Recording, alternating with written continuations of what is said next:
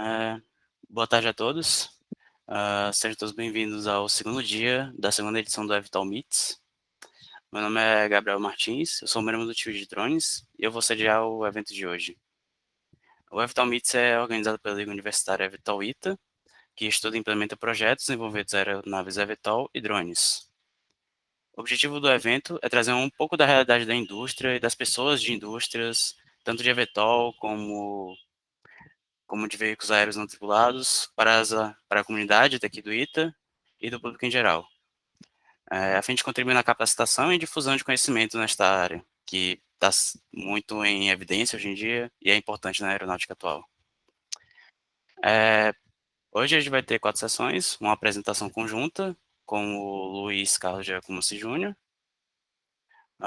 e com o pessoal da Certifica Drones, o Lucas Fontoura e o José Aires. A gente também vai ter uma sessão de perguntas referentes à apresentação, algumas perguntas e algumas perguntas para a plateia, que vão ser selecionadas e depois a gente vai abrir para abrir o microfone e todo mundo fazer as perguntas e discutir. Vocês podem colocar as perguntas nos comentários que a gente vai selecionar e a gente vai responder ao final, antes das perguntas que são abertas no microfone. Os convidados de hoje, como eu disse, são o Lucas Fontoura e o José Aires, que são da Certifica Drones. Ambos são da turma 12 do ITA. O Lucas é da mecânica e o José é da aeronáutica. Eles são sócios da empresa Certifica Drones, que presta consultoria na certificação de aeronaves remotamente pilotadas. E o outro apresentador de hoje é o Lucas Giacomussi, que é aluno de mestrado daqui do ITA. Ele faz mestrado na área de eletrônica e computação e atualmente é um pesquisador colaborador na Embraer com a parceria que tem da pós-graduação do ITA com a Embraer. E ele trabalha na área de desenvolvimento de software para aeronaves remotamente pilotadas. Primeiramente, eu queria pedir que eles se apresentem, meio que deem um histórico do seu trabalho até hoje, e depois podemos começar a apresentação. Quero fazer primeiro a ordem do pessoal da Certifica Drones para apresentar, depois o Luiz se apresenta e a apresentação fica na mesma ordem. Beleza. Bom, posso começar então? Meu nome é Lucas Fontoura, eu sou cofundador da Certifica Drone. Como o Gabriel já comentou aí, formado no ITA, na mecânica, em 2012. Acho que é minha vez agora. Boa tarde a todos. Primeiramente, agradeço aí o convite, né, do pessoal da Evital, pela oportunidade de estar conversando com vocês. Eu sou José Aires, sou engenheiro aeronáutico, formei em 2012 aí no ITA, AR12. Atualmente sou oficial engenheiro na Força Aérea, capitão engenheiro, e fiz o curso de ensaios em voo também em 2013 e tenho trabalhado com ensaios em voo desde então. E há algum tempo eu e o Lucas estamos trabalhando aí nessa parte de certificação de drones, já também na Certifica Drone. Bom, boa tarde a todos. Meu nome é Luiz Carlos Giacomossi. Eu sou aluno aqui do mestrado no curso de Eletrônica e Computação, na área de Informática. Eu sou orientado do professor Marcos Máximo. E eu sou engenheiro de controle de automação. Eu sou formado pela Universidade Tecnológica Federal do Paraná, em Curitiba. E eu sou também engenheiro de software pela Universidade Católica Argentina.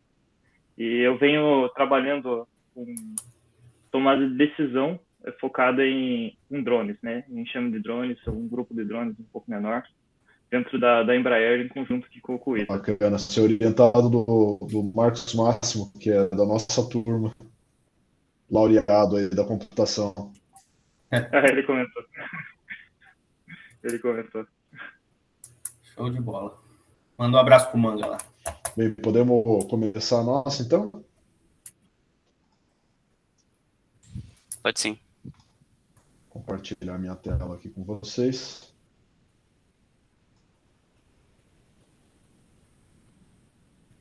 Estão vendo minha tela? Sim. Então, inicialmente, agradecer aí o pessoal da organização, parabenizar pela iniciativa. Para quem não conhece, né, no ITA temos um monte de iniciativas dos próprios alunos que complementa e muito, na minha visão, isso complementa demais a experiência e o conhecimento, o ganho de o aprendizado que tem na graduação e na pós-graduação. Na nossa época, essa iniciativa não existia, porque não tinha nem, as tecnologias não estavam nem no nível que está hoje. No meio dessa apresentação, nós, inclusive, vamos passar por um pouco disso. Então, o que nós queremos apresentar hoje, esse é o breve roteiro, né? Nós vamos passar por quem nós somos, por que certificar um Remotely Pilot Automated System, Aircraft System, que é um RPAS, e a evolução do mercado e a autorização, o processo de autorização de projeto de uma aeronave remotamente, de um sistema de aeronave remotamente pilotado. Quem nós somos, né? O Aires já comentou um pouco sobre ele. Eu sou engenheiro mecânico aeronáutico, formado no ITA em 2012. Cursei o curso de ensaio em voo na mesma turma que o Aires. Depois eu saí e fui trabalhar na Embraer. Fiquei 5 anos na Embraer trabalhando com leis de controle, que é o desenvolvimento baixo nível do fly-by-wire, das lógicas de sistemas, ganhos de controle, integração de sistemas, suporte no desenvolvimento integrado do produto. Trabalhei um tempo em GPX, inclusive. E depois eu saí da Embraer e fui trabalhar na Helisul para desenvolver o mercado de aeronaves remotamente pilotadas e gerir toda a operação. E nesse meio tempo, como ainda estava na Embraer, comecei a trabalhar junto com a Aires no desenvolvimento e certificação de RPAs. Beleza. Só complementando então aqui da minha parte, Lucas, eu comentei, sou engenheiro aeronáutico, sou flight test engineer na Força Aérea já há 9 anos. Tive a oportunidade de trabalhar aí nos diversos projetos de aeronave da Força, desde a parte de desenvolvimento de aeronaves, integração de armamento, certificação de aeronaves tripuladas, principalmente militares. Há 2 anos fui designado para ser instrutor do curso de ensaios em voo e estou agora finalizando formando a segunda turma de pilotos e engenheiros de ensaio lá com o restante da equipe lá no IPEV, né? Não está aqui no currículo, mas acho que é importante destacar. Já estive numa situação parecida com a do pessoal aí da Evitol. Durante a graduação, durante os 5 anos, participei do Aerodesign, fui membro bastante ativo. Ao longo dos 5 anos, participei de 7 competições, SAI Brasil Aerodesign, sendo 5 aqui no Brasil, né, e 2 no exterior. Então, mais uma vez, agradeço a oportunidade de estar aqui conversando com vocês, e me referindo especificamente ao pessoal do ITA, né? E dou os parabéns aí, porque realmente, como o Lucas comentou, é um complemento essencial aí para a formação de vocês aí na engenharia. Ok? Pode continuar aí, Lucas. Legal. Eu trouxe aqui algumas fotos, né? O que é a Certifica Drone. Então, nós começamos com um projeto que veio a ser o primeiro projeto BVLOS do Brasil a voar mais de 15 quilômetros. Esse projeto tinha o CAV, né, autorização para voo experimental, até 48 quilômetros de distância. Provavelmente o CAV de um RPA com a maior distância a ser voado. Esse projeto começou em 2016. Naquela época não tinha nem RBAC específico para certificação e para operação de RPAs, né? Esse negócio ainda estava bem no momento de inflexão do mercado. Esse também foi o primeiro projeto autorizado a usar motor a combustão, é o único até o momento, né? Todos os outros projetos autorizados, que são poucos ainda, todos eles são motores elétricos, e esse daqui é o único que usa motor a combustão. E mais recentemente nós também tivemos o primeiro CAV para aeronave classe 2 de pulverização agrícola, que é outro mercado que também está crescendo bastante agora, e nós estamos atuando aí bastante para certificar aeronaves de maior porte. E constituímos recentemente essa marca, né, essa empresa de certificação com o nome Certifica Drone.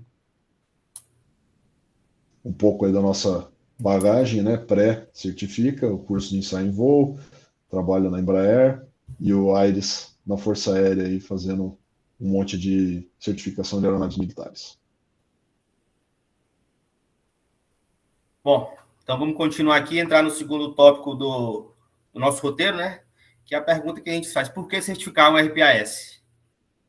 Pode passar aí, a gente vai ver 2 vídeos e na sequência eu comento.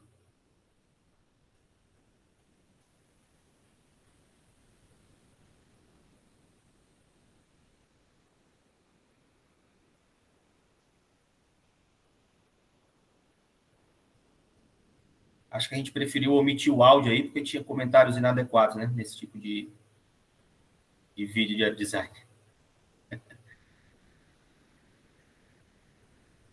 Mas isso aí acho que foi no ano de 2010 ou 2011. Uma das competições que a gente participou.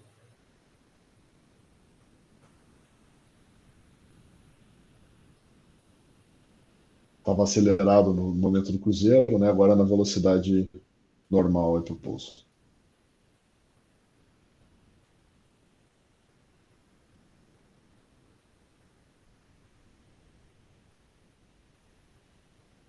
Beleza. E conseguimos mostrar uma missão completa, mas a ideia agora é a partir do que acontece antes, né, da competição.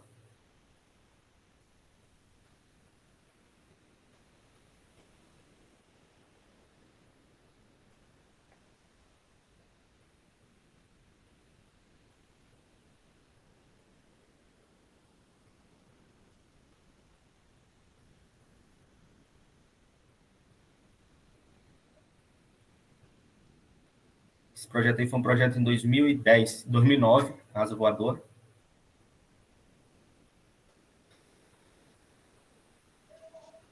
Beleza? Vamos para o segundo vídeo e depois eu comento os 2.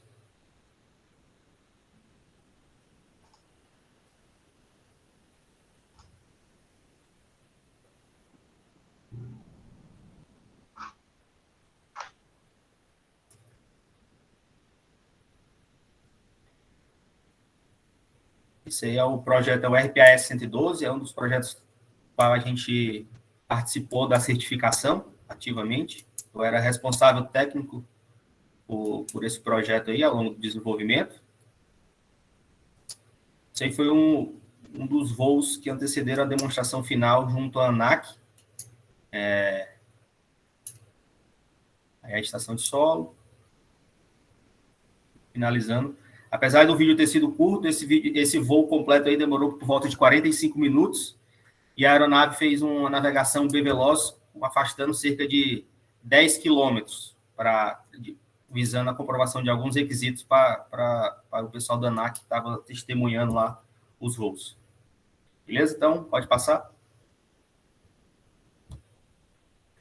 Aí, qual foi a motivação de eu ter mostrado esses 2 voos aqui? Por algum motivo, o segundo vídeo, o projeto do segundo vídeo é melhor do que os projetos do primeiro vídeo?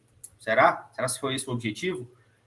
De certa forma, mostrar as quedas, né, os aviões caindo, os pedaços de avião nos voos de design e um voo completo nesse segundo. Por algum motivo faz o segundo projeto ser melhor que o primeiro? O meu ponto é que de forma alguma. Porque a diferença entre esses 2 projetos está basicamente na missão de cada um deles, né? A missão de um aerodesign, basicamente, é o quê? É vencer a competição. E, para isso, a exposição ao voo desse equipamento é baixíssima. Eu me arrisco a dizer que são pouquíssimos aeronaves de aerodesign que fazem mais do que meia hora de voo ao longo de toda a sua existência, digamos assim, incluindo tanto voo de teste quanto os voos da competição. Então, de forma natural, esse tipo de projeto tem uma menor preocupação com questões de segurança de voo. Ela é deixada totalmente em segundo plano, porque o foco é que o avião tenha uma eficiência e que, cumprindo os regulamentos da competição, vença a competição, que na época, de forma geral, era carregar a maior quantidade de carga possível, né? Diferentemente desse projeto RPAS 112, que está aí à nossa direita, que é um projeto que tem uma aplicação comercial bem definida, especificamente nesse caso, expansão de linha de transmissão e com grande capacidade de ter uma operação bastante escalável, né?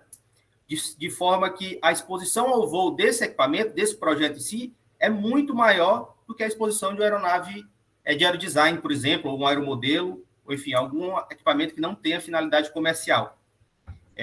Em função dessa exposição ao voo muito maior e do potencial de escalabilidade desse tipo de projeto, a segurança de voo passa a ser primeiro plano. A gente tem que ter, até mesmo antes da missão, de cumprimento de missão, está a preocupação com segurança de voo. Esse é o ponto que eu quero destacar. E por curiosidade, esse voo que eu apresentei aí, essa matrícula em específico já estava com cerca de 80 horas de voo, incluindo entre voo de desenvolvimento e voo de certificação, para vocês terem uma noção da ordem de grandeza do que voa um equipamento tipo um projeto de design e uma aeronave com aplicação operacional, com aplicação comercial.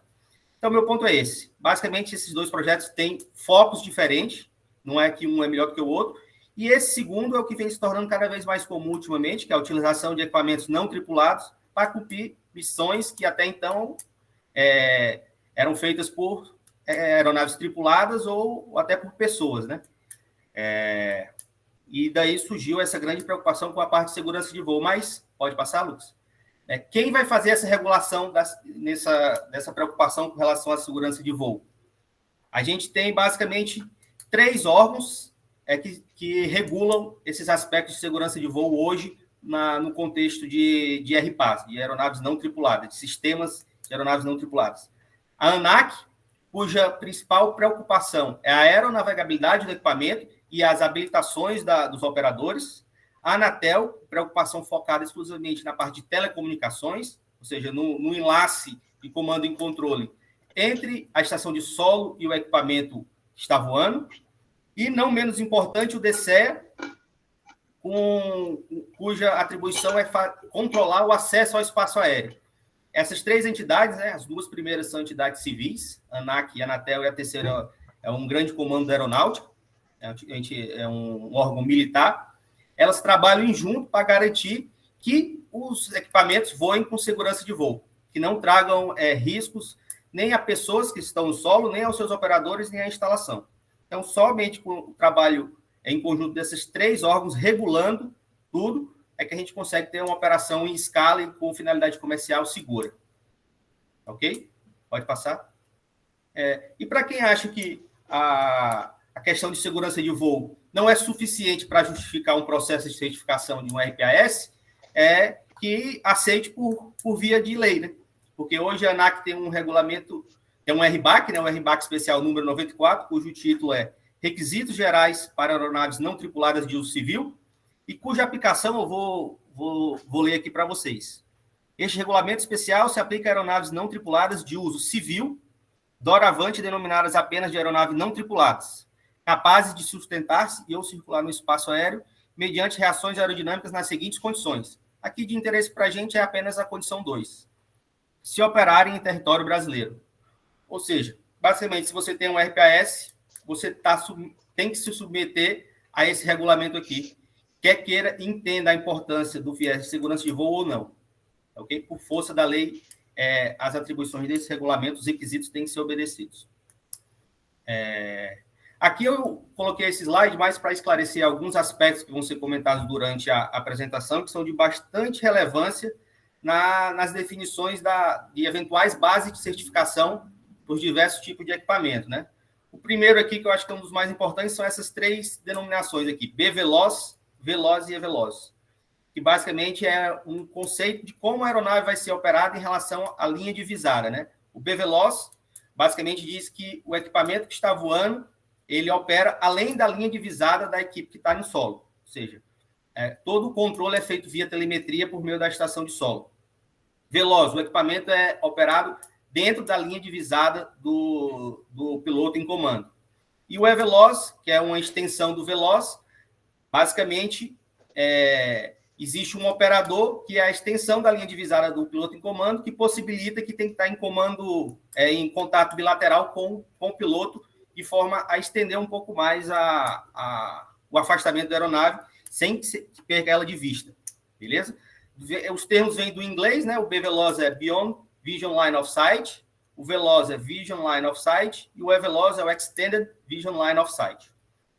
Outro conceito importante aqui, que tem bastante impacto de como vai ser a base de certificação dos eventuais projetos, é a altura em que esse equipamento vai voar. Basicamente, a gente tem um threshold ali, um limite que deixa bem claro duas barras de certificações bem diferentes. Se a aeronave vai voar abaixo de 120 metros, ou 400 pés, sobre o terreno, ou se ela vai voar acima disso. Dependendo aí do conceito operacional do equipamento, a barra de certificação pode mudar bastante e a complexidade também do processo é bastante influenciada por isso.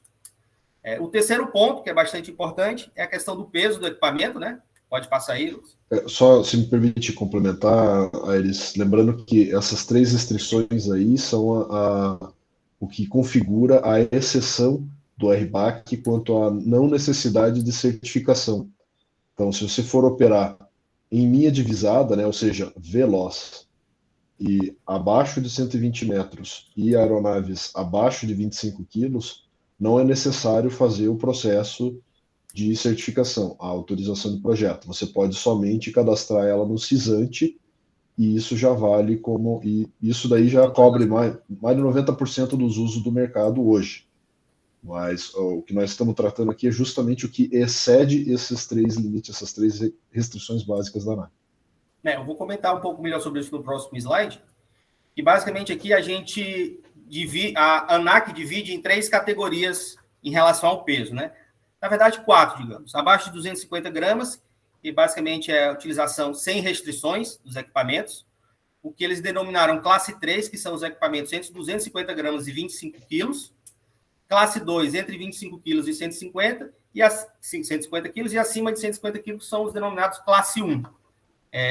Conforme o Lucas já complementou, aeronaves classe 3, que são destinadas a voar em condição veloz, ou seja, dentro da linha divisada, abaixo de 400 pés, não é necessário submetê-la a um processo de certificação completo, digamos assim. Ela tem que obedecer alguns aspectos do RBAC, mas, conforme o Lucas comentou, é algo bem mais simples, em termos de processual, digamos assim. Se ela é classe 3 e destina-se a voar em condição B veloz ou acima de 400 pés, ou 120 metros, aí sim, é necessário submeter o equipamento a um processo de certificação, assim como se ela for classe 2, independente da visada em que ela é operada, e classe 1 também. Resumindo, o que foge à necessidade de certificação formal, digamos assim, de cumprimento de todo o processo, são os abaixo de 25 quilos, ou seja, os classe 3, destinados a voo em condição veloz, abaixo de 400 pés. Ok? Basicamente, isso aí é uma contextualização geral em termos das restrições que a ANAC impõe para a certificação. Como eu comentei anteriormente, o mercado de drones vem crescendo bastante, né, ultimamente, e o Lucas vai complementar aí essa questão da evolução do mercado. Exatamente. Na época que a gente estava na faculdade, né, até 2010, 2012, a operação de drones comercial era muito pequena, ainda muito reduzida, porque não havia os equipamentos comerciais já prontos para o uso, né, plug and play, para que um fotógrafo, por exemplo, ou alguma pessoa que está acostumado com o produto final, mas não com a atividade meio, que é o voo, pudesse operar. Então, quem operava esse tipo de aeronave aqui era um cara que conhecia muito, era um aeromodelista, alguém que conhecia muito da fabricação, construção, manutenção dos drones, porque isso daqui era complexo. Era alguém que comprava os componentes separados, integrava, estudava muito sobre o assunto e ainda assim tinha um produto final com a qualidade limitada. E no começo aí logo depois de 2010, a DJI lançou o Phantom, a primeira aeronave Phantom, que foi a revolução do mercado. Foi a primeira aeronave que tinha GPS, ele era estabilizado, o voo dele era muito fácil de fazer e a manutenção dele também era simples. Claro que ele era muito mais caro, o preço final, né, era muito mais caro do que você comprar esses componentes, só que o tempo que você poupava fazendo isso era absurdo. Você só comprava isso daqui e saía voando e fazendo os seus produtos, que era o que o mercado aguardava. Então esse foi o primeiro boom do mercado de drones. E aí, na próxima de 2015, eles lançaram toda uma família de categorias diferentes de drones, ainda quase todos eles aliás, todos eles, né, no que a gente considera classe 3 aqui no Brasil, né, limitado a 25 quilos. Esse daqui foi o primeiro drone de pulverização da DJI, ele tem exatamente 25 quilos. E aí o nosso projeto que a gente comentou ali, né, começou logo antes da publicação do RBAC, e de 2016 para cá, que foi justamente o momento em que a ANAC publicou o RBAC, a DCEA publicou a ICA 140, né, foi o momento em que as atividades comerciais, né, a prestação de serviço realmente deu o seu boom. Então, hoje, a quantidade de fornecedores aumentou, tem muitos aeronaves, né, sistemas dessa categoria, né, classe 2, a classe 1 já tem se desenvolvido muito fora do Brasil, aqui no Brasil ainda não, apenas militar, né? Mas civil tem só, fora do Brasil tem bastante já, tem muitas aplicações diferentes sendo desenvolvidas. E para ter uma comparação aqui em termos de dinheiro, né, que é a forma mais fácil de ter uma visão macro do mercado, isso daqui é uma estimativa do Drone Industry Insights, que é uma empresa que tem várias pesquisas interessantes sobre o mercado. Recomendo quem quiser conhecer mais, ter mais dados lá, eles têm bastante coisa interessante. E esse aqui a gente vê a primeira onda clara aqui, né, próximo de 2015, e agora essa segunda onda de investimento pesado nos drones de nível profissional, assim, de nível mais avançado. Um pouco para, né, para nivelar o conhecimento de todos aí dos produtos que são gerados com o drone, um grande setor, né, é o de sensoriamento remoto e de mapeamento, né? Mesmo drones simples como Phantom, linha Mavic, é capaz de gerar esse tipo de produto aqui. Isso aqui é feito por aerofotogrametria, o drone tira várias fotos com sobreposição e posteriormente isso é processado e é gerado esse tipo de resultado. Isso daqui é um modelo 3D, aliás, isso é um modelo digital de elevação, né? Mas dá para gerar um modelo 3D, nuvem de pontos, vários outros produtos baseados na aerofotogrametria. E a mesma coisa com o multiespectral, que é muito usado na agricultura. Qual é o gargalo, digamos, a restrição da parte do ponto de vista legal para esse tipo de operação? A altura. A intenção, especialmente no mercado agro, é voar cada vez mais alto, para que você consiga uma produtividade maior. No Brasil nós temos fazendas e áreas agrícolas muito grandes, muito extensas. Então, quem trabalha nesse setor pretende voar mais alto para conseguir cobrir vários hectares num dia e trazer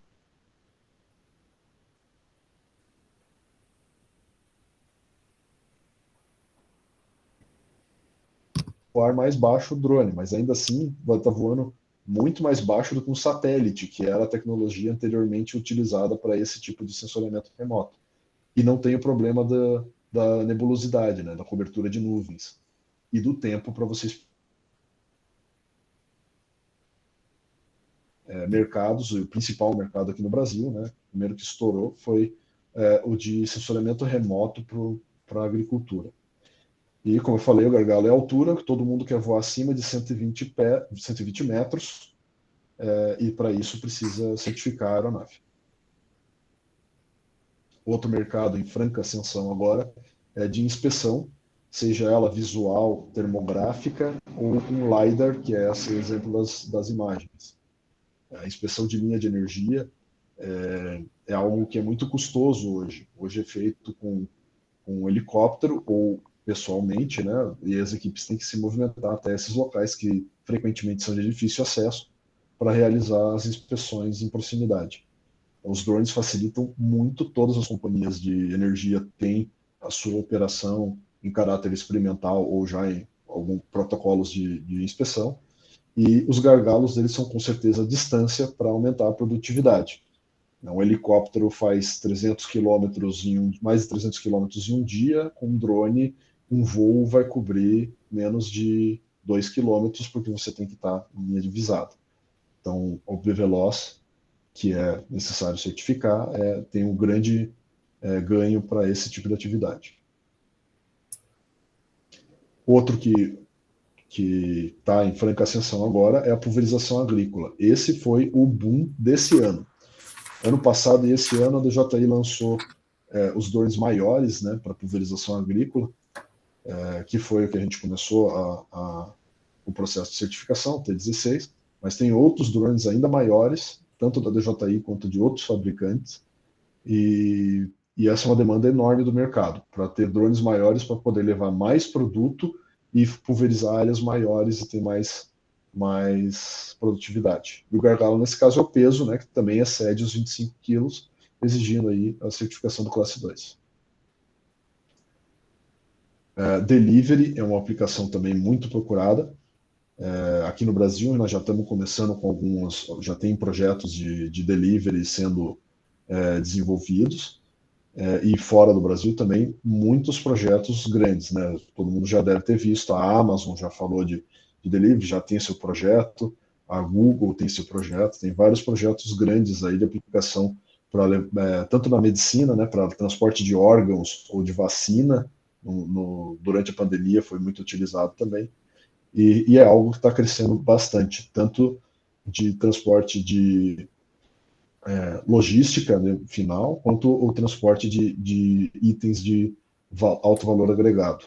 E os gargalos esses tem vários, o peso, a intenção é levar mais produtos, óbvio, a distância e o voo sobre pessoas, né? Voar dentro de cidade, você está voando sobre pessoas, com toda certeza o rigor sobre a segurança de voo aumenta, porque você passa a poder afetar a segurança das pessoas em solo.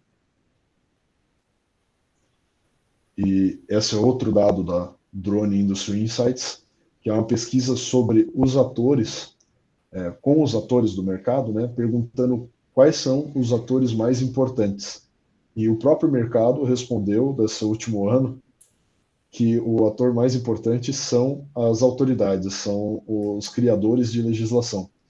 O próprio mercado reconhece cada vez mais a importância da regulação e de certificar e de ter uma base legal para isso, para poder escalar, né, para poder ter acesso a outros níveis de investimento. Agora o Aires vai comentar mais a fundo aí sobre como funciona o processo de autorização de projeto de uma RPAS. Perfeito. Entendo que até o momento a gente já consegue reconhecer a importância, né, de fazer a certificação de um RPAS, seja ele por reconhecer o impacto na elevação dos níveis de segurança de voo, seja porque você tem que obedecer à regra, tem que obedecer à lei. Depois a gente já viu que o mercado está demandando por isso também, e agora é o momento em que a ideia é levantar alguns aspectos interessantes e que eu considero importantes do processo de autorização de projeto em si, do processo de certificação. Aqui nessa figura, eu coloco, ela representa basicamente as fases do ciclo de vida de um projeto aeronáutico de forma bem resumida. Ali desde a fase 1, em que são feitas as primeiras definições, né, as definições iniciais, a parte de projeto preliminar, definição conceitual, passando pela fase 2, que já tem um desenvolvimento mais efetivo, fase 3, em que o projeto já começa a ter a parte de manufatura e preocupações mais fortes com certificação, fase 4, produção em série, e a fase 5, como já o final da vida em serviço do equipamento. Meu ponto aqui com essa figura, pode passar, Lucas, eu destaco aqui nessa questão da certificação. Observem que a preocupação com a certificação vem desde o início, vem desde a primeira fase ali, de parte de projeto conceitual. E se estende ao longo de todo o ciclo de vida do equipamento até proximidades ali da aposentadoria do equipamento, digamos assim, certo? Então, eu vou enumerar aqui 7 aspectos que eu considero bastante relevantes dentro de um projeto de autorização, de um processo de autorização de projeto de RPAS, né? E o primeiro aqui que eu chamei de projeto é exatamente isso. É essencial para um equipamento que está sendo desenvolvido que, desde o início, haja preocupação com a certificação, que tem um time dedicado para isso, tem uma pessoa que cuide da parte de certificação especificamente.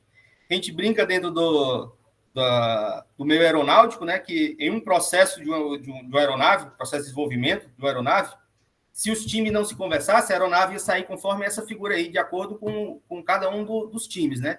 Seja ele o time de estrutura, time de aerodinâmica, pessoal de sistema de controle de voo, propulsão, cada um ia querer cumprir os seus requisitos e fazer de forma a otimizar o seu subsistema. e de forma alguma a gente ia conseguir chegar no que o cliente quer, que é um avião que voa com segurança. Até hoje, mais cedo, eu conversando com o Lucas, a gente pensou, e o time de certificação, em geral, nesse tipo de figura, eles não colocam essa preocupação, que é um time preocupado especificamente com certificação, e a gente pensou qual seria uma imagem que iria representar um projeto ideal para o time de certificação. E a nossa conclusão foi um avião estaqueado no chão, um avião que não voa, porque aí não tem preocupação com segurança de voo. Esse seria o projeto ideal dentro do contexto de certificação. Mas meu ponto aqui é ressaltar exatamente isso, a importância da interação com o time de certificação desde o início do projeto. Inclusive porque esse tipo de interação gera requisitos técnicos para o projeto, e que se forem observados de forma tardia, pode gerar bastante retrabalho e dentro do contexto de RPAS até inviabilizar uma certificação. A gente tem exemplos aí de vários produtos comerciais off-the-shelf, né, produtos de prateleira, que por premissa não se preocuparam com certificação, e hoje tem algumas pessoas que vêm até nós buscando certificar e simplesmente o equipamento não se enquadra dentro da base de certificação. É impossível certificar o equipamento sem que sejam feitas modificações.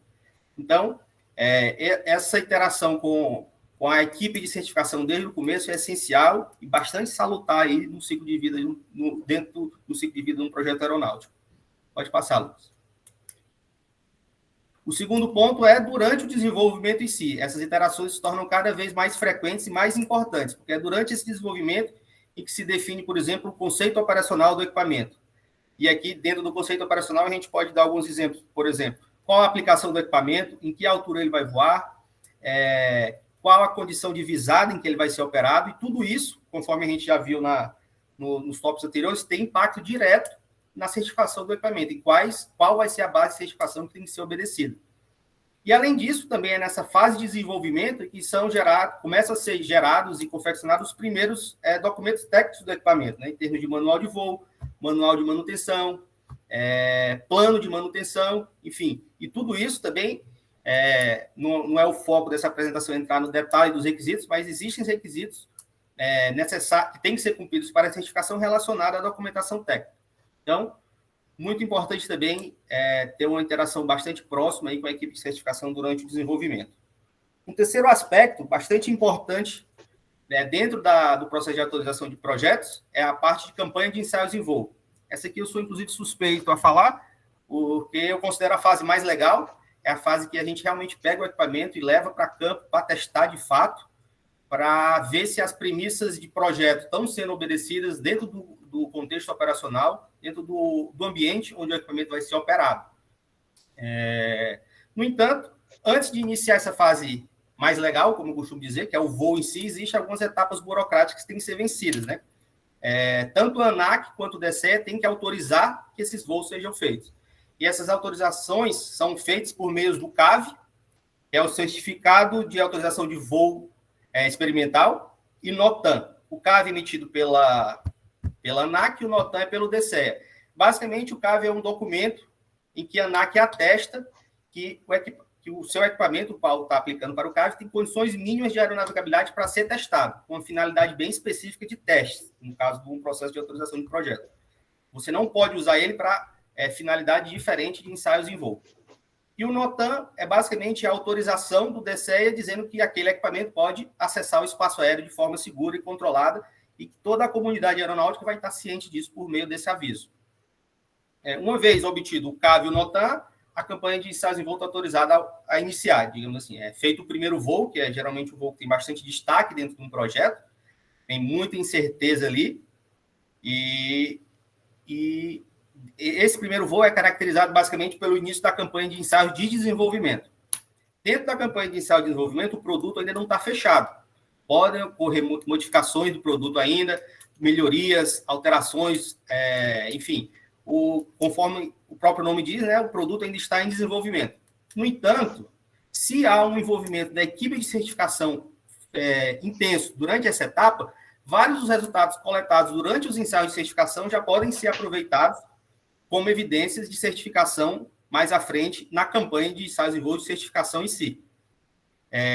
Que é o que eu vou comentar agora. A campanha de ensaio de certificação, basicamente, o produto já está bem dimensionado, já não cabe aqui muitas modificações, apenas modificações do tipo minor, pequenos ajustes, porque a partir daí a configuração tem que estar fechada e todos os testes têm o objetivo, basicamente, de coletar evidências que vão suportar os relatórios de certificação, os relatórios que vão evidenciar o cumprimento dos requisitos.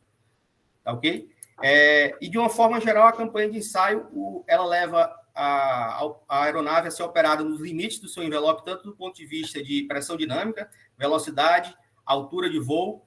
No caso de RPAS, nos limites do envelope de enlace de dados, também é feito isso. Todos os tipos de sensores e falhas são testadas, inclusive, em especial, os sistemas de terminação de voo em caso de emergência. Especificamente no caso dessa aeronave asa fixa, o RPAS-112, ele tem decolagem e pouso por corrida em pista. Então, um dos requisitos que a gente tem que demonstrar é que, em caso de falha, por exemplo, elétrica total ou falha do sistema de navegação, do sistema de controle de voo, a aeronave vai chegar ao solo com energia de forma que não seja risco a terceiros ou a instalações. Aí eu coloquei um vídeo, inclusive, do ensaio em que a gente faz a demonstração para a ANAC da abertura do sistema de emergências, que consiste em um paraquedas balístico. Observe que o ensaio foi feito em uma condição limite de operação, a aeronave estava na sua velocidade máxima e na altura mínima de operação em condição B-veloz. E mesmo assim, o paraquedas abriu de forma correta e trouxe a aeronave para o solo, não só sem causar risco a terceiros, mas também com a aeronave sem causar nenhum dano à aeronave em si. Poucas horas depois desse ensaio, essa aeronave estava de volta ao voo. Isso aí foi um dos testes com o testemunho da ANAC, que, embora a gente tivesse feito antes e feito o reporte, a documentação no relatório, esse tipo de testes mais críticos, a autoridade solicita que seja testemunhado por eles, ao fim da campanha de certificação. Tá ok? Então, o quarto aspecto, que eu considero bastante importante aqui dentro de um processo de autorização de projeto, é o que para muitos, o que muitos consideram a parte mais chata, que é a parte de elaboração de documentação técnica, né? Eu enumerei 7 aqui, vocês vão ver, mas de forma alguma esses 7 são feitos de forma cronológica. Por exemplo, a elaboração de documentação técnica inicia-se desde o início ali quando você aplica para autorização de projeto, você já tem que elaborar um plano de trabalho e submeter a ANAC. Então, essa questão de elaboração de relatório é uma atividade que acontece ao longo de todo o processo, e isso nos traz ao próximo item, que são as interações contínuas com a ANAC. Cada relatório técnico, cada documento técnico elaborado é submetido à autoridade, ela avalia, tira dúvidas, faz comentários, e com base nisso pode realimentar a necessidade de novos ensaios, ou apenas novas análises, atualização de documentação e nova submissão à autoridade. Esse ciclo aí, ensaio, documentação e envio à autoridade, ele permeia ao longo de todo o processo de autorização de projeto.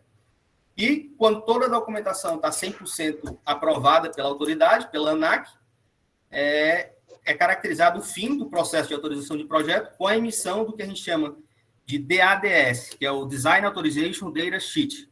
É basicamente um documento em que tem toda a especificação técnica do projeto autorizado, desde dos equipamentos utilizados e da forma como ele deve ser operado, restrições operacionais, enfim, é um documento relativamente extenso e que caracteriza o projeto que a ANAC autorizou. Na foto a gente tem aí um DADS real do equipamento que a gente fez a certificação, que é o RPAS-112, conforme foi comentado no início, né, o primeiro B-Veloz com motor a combustão, e acima uma foto da cerimônia onde foi concedida a autorização de projeto, da formalização da autorização de projeto junto à ANAC, em que a gente está entregando uma maquete ali para um dos diretores da ANAC. Por último, o aspecto, apesar de último, não menos importante, que eu gosto de destacar dentro do processo de autorização de projeto, é o treinamento e a qualificação dos pilotos e operadores. Na maioria dos equipamentos, salvo aqueles que são operados, que não há necessidade de certificação, ou o caso específico, que é classe 3 B-Veloz, todos os outros, a ANAC requer uma qualificação específica de piloto. Então, essa preocupação tem que também ocorrer desde o início ali do processo, uma vez que a campanha inicial não pode iniciar, sem que você tenha pelo menos um piloto, que vai ser o piloto responsável pelos testes, junto com a equipe de ensaio, para a realização dos voos. Então, embora eu esteja comentando por último, a parte de treinamento e qualificação do piloto é uma preocupação que tem que haver desde o início ali quando tem-se a necessidade de certificação do equipamento. Ok? Então, pode passar aí. Esses foram os 7 aspectos mais relevantes que eu julgo aqui dentro de um processo de autorização de projeto, de RPAS. De forma alguma, meu objetivo aqui era explicar o passo a passo de como fazer um processo, como fazer uma certificação de um equipamento. Senão a gente ia ter que ficar aqui algumas horas conversando, ia ter que consultar alguns documentos. Mas, basicamente, eu queria mostrar para os senhores uma visão geral de tudo que é envolvido dentro de um processo para alcançar a autorização de projeto ali de um VANT, de um RPAS. Ok? Por fim, acho que já deu aqui nosso tempo. A gente passou por esse roteiro, né? Falando quem somos. Acredito que deixamos claro a importância de certificar o RPAS, principalmente do ponto de vista de segurança de voo.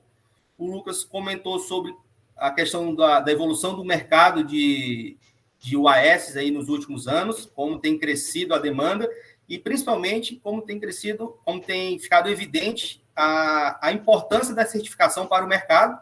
E, por fim, eu tentei dar uma pincelada em alguns aspectos que eu julguei importantes dentro do processo de autorização de projeto. Acredito que consegui passar por tudo. Pode passar. Nossa ideia era deixar claro, né, que a certificação ela não é um empecilho e ela não é uma barreira a mais para o mercado. Pelo contrário, ela é o que traz a segurança jurídica para o mercado poder evoluir, ganhar escala nas operações que a segurança de voo é mais complexa e mais exigida, né, mais necessária. Então, nós ficamos aí abertos para dúvidas no final da apresentação e para contato, aí estão nossos meios de contato. Nosso site tem lá bastante informação, nós temos publicado matérias e coisas novas lá, quem quiser conferir, né, vale a pena, e pode nos seguir nas redes sociais, aí no LinkedIn, no Instagram, e quem quiser fazer contato direto tem o nosso e-mail, ou pelas redes sociais também nós respondemos muito rápido. Obrigado, espero que tenham gostado aí. Estamos abertos para as dúvidas no final da sessão. Muito grato aí, também estou à disposição. Perfeito. Excelente apresentação. Queria agradecer aos senhores. E também relembrar que vocês podem fazer perguntas no chat, que a gente vai elencar elas e guardar para uma sessão após as apresentações. E agora eu vou pedir para o Luiz começar a apresentação dele. Opa, boa tarde a todos. Deixa eu só abrir aqui.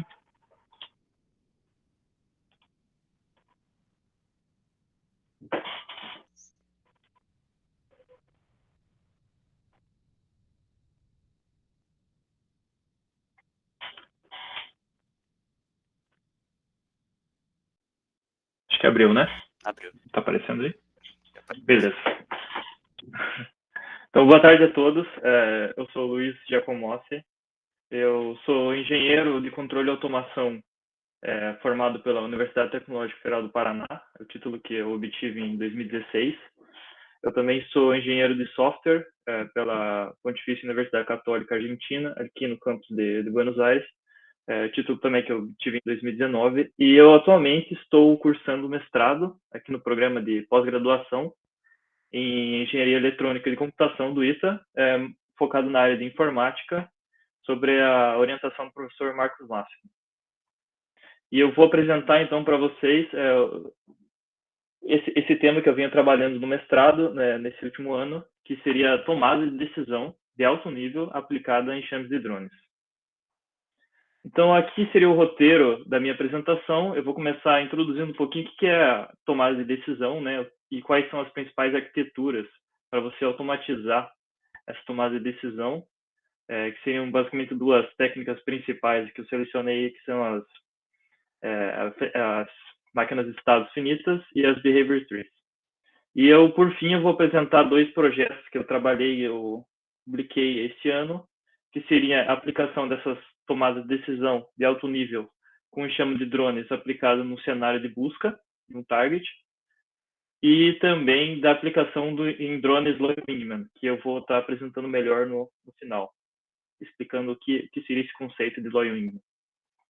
Então, uma introdução sobre o que é uma tomada de decisão. Essa tomada de decisão é esse processo cognitivo, ou seja, que você tem que ter uma inteligência por trás, né? Não pode ser uma escolha aleatória, resultando numa seleção de um curso de ações entre infinitas possibilidades, né? Até porque você pode demonstrar o que é uma tomada de decisão como nessa figura à esquerda aqui, que seria uma árvore.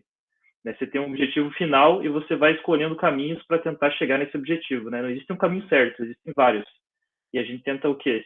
Selecionar o melhor caminho possível.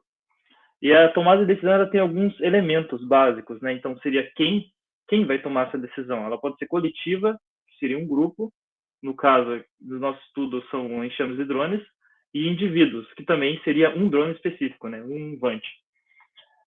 O que? Qual seria o objetivo dessa tomada? Ela pode ser tanto estratégica, tática ou para uma operação, para você completar uma tarefa específica.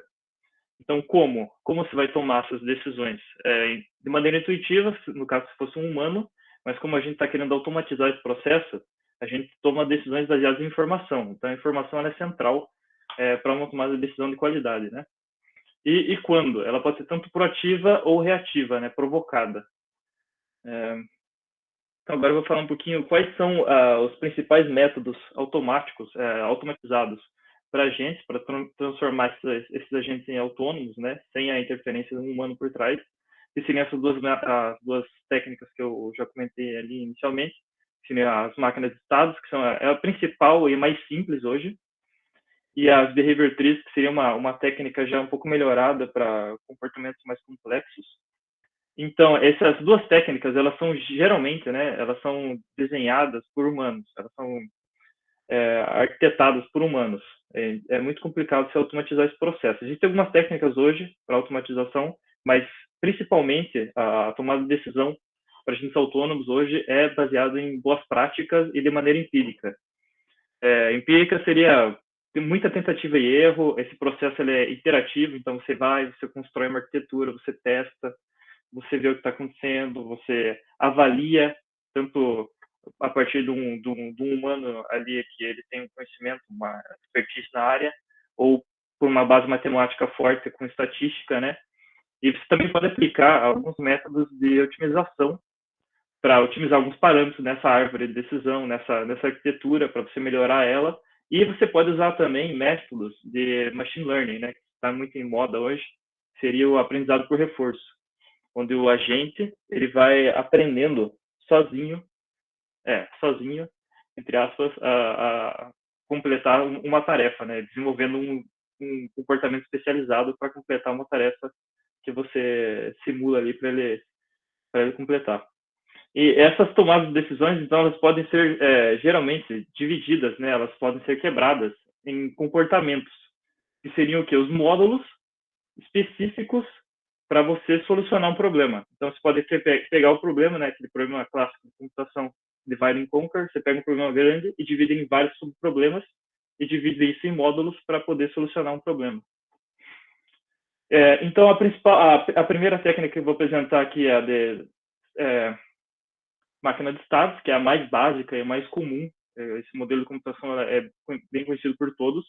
Em inteligência artificial, a gente representa um estado como se fosse um comportamento desse agente.